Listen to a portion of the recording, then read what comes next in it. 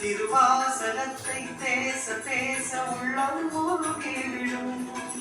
சித்திகளை தருகின்ற சிவனே அருளேசம், ஜீவமுக்தி அருள்கின்ற தவனே சோதேசம். உன்னை சுற்றாமல் உயிரில் உயிரில்லை, உண்மை படியாமல் உயிரும் வழியில்லை.